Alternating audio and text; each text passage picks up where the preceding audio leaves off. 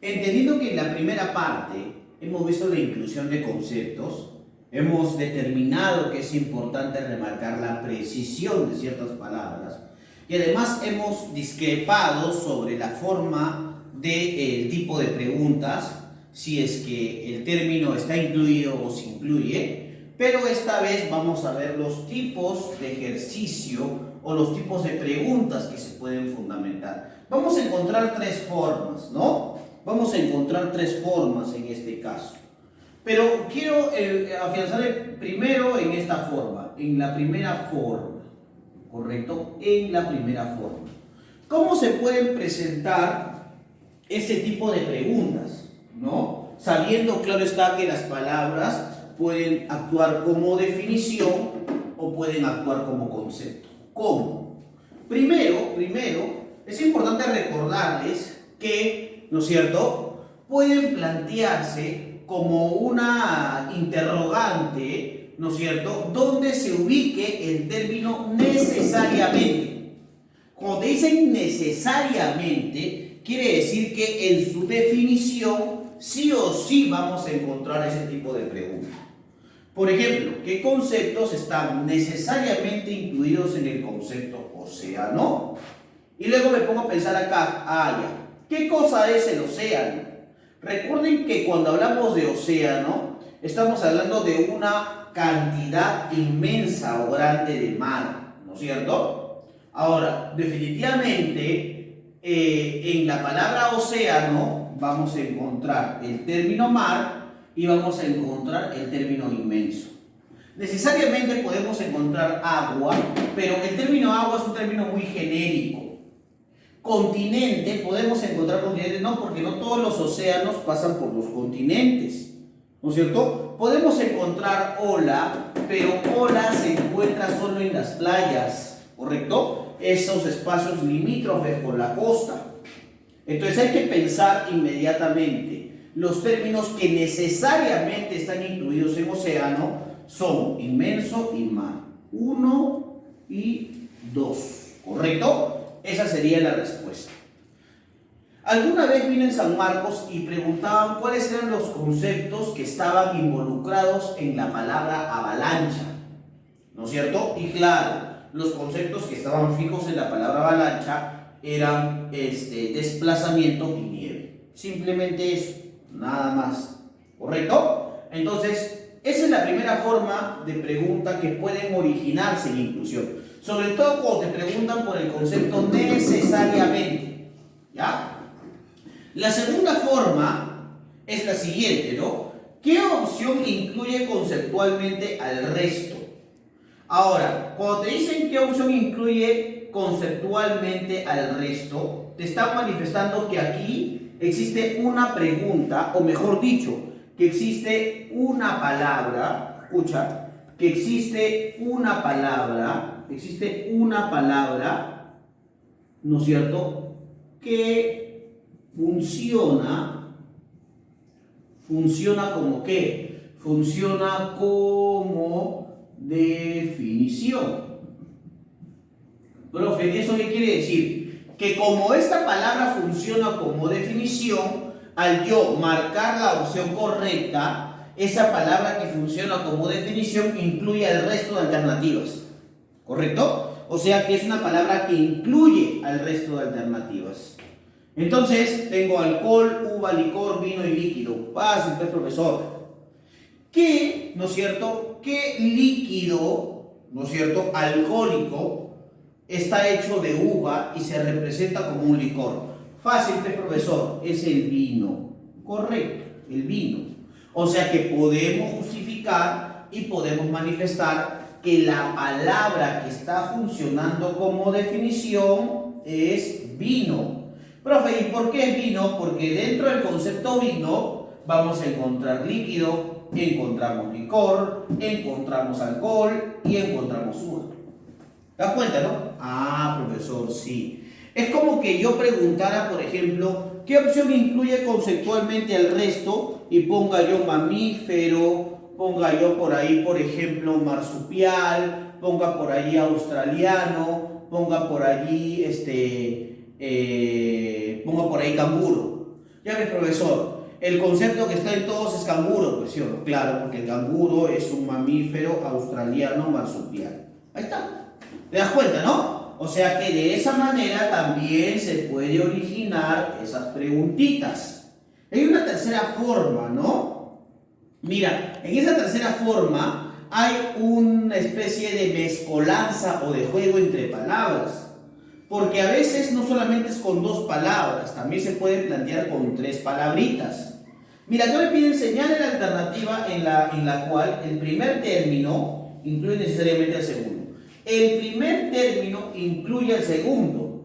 Cuando te dice que el primer término incluye al segundo, lo que te está sugiriendo es que el primer término entonces es definición y el segundo término está funcionando como concepto. ¿Correcto? O sea, si te está diciendo que el primer término incluye, recuerda, ¿no? Cuando dice incluye a o incluye necesariamente, entonces el primer término funciona como definición y el segundo término funciona como concepto. Pregunto, si yo defino campo, ¿voy a encontrar la palabra tractor? No necesariamente. Si yo, por ejemplo, defino la palabra pista, ¿voy a encontrar peatón?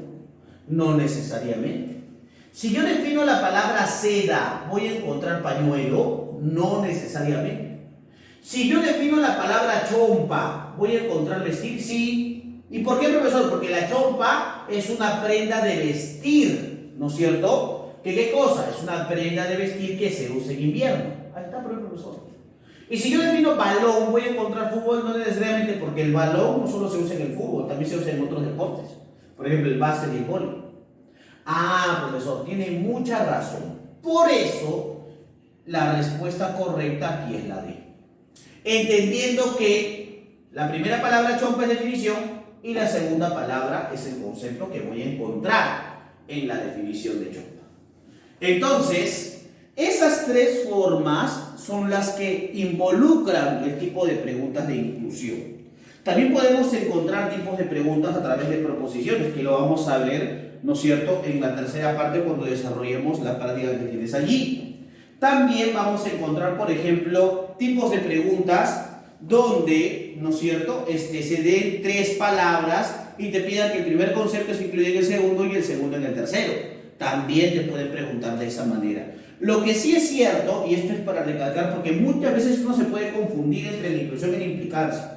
Vuelvo a reiterar, la implicancia es un tipo de inclusión y la diferencia entre las preguntas de inclusión y las preguntas de implicancia es que las preguntas de implicancia no tienen enunciado o no tienen palabras base. En cambio, en la inclusión, los ejercicios sí tienen palabras base. En la implicancia no hay palabras base, solamente dan alternativas, ¿correcto? Esa es la gran diferencia que debemos tener en consideración, que tenemos que tener en cuenta. Vamos ahora sí al tipo de inclusión denominado implicancia. ¿Qué cosa es la implicancia? Mira, para hablar de implicancia hay que hablar, chicos, ¿de qué cosa? Hay que hablar del rasgo común. ¿Correcto? Siempre se pregunta por el rasgo común o el elemento que engloba al resto o que implica al resto. ¿Ya? La implicancia de conceptos es un caso particular de los ejercicios de inclusión. O sea, es un tipo de inclusión, ¿no es cierto? Si yo quiero justificar qué cosa es la implicancia, debo decir que la implicancia, chicos, es un tipo de inclusión de conceptos, en el cual un término se encuentra incluido en la definición de los cuatro términos restantes. O sea, ¿qué quiere decir los cuatro términos restantes? ¿Qué es el rasgo común? ¿Correcto? Debemos precisar qué conceptos o qué concepto está siempre presente dentro de la definición de los otros conceptos. Por ejemplo, auto, ¿no es cierto? Auto, ¿no? Es un concepto común que estaría involucrado ¿en qué? Estaría involucrado en vehículo, estaría involucrado en ruedas, estaría involucrado en pista, estaría involucrado en motor, estaría involucrado en llanta y en otros adicionales, ¿correcto? O sea que, profesor, cuando yo hablo de auto, ¿no es cierto? Y esto es muy importante. Cuando yo hablo de auto, estoy hablando de que auto está en la, o mejor dicho, que auto es el elemento que implica al resto de palabras, ¿sí? Porque también pudimos colocar lo siguiente. También pudimos colocar vehículo como rasgo común, ¿no es cierto? Vehículo como rasgo común, y a través de ese rasgo común, por si acaso, a través de ese rasgo común, encontrar palabras como barco, como avión, como por ahí, por ejemplo, moto, por ahí, por ejemplo, carro.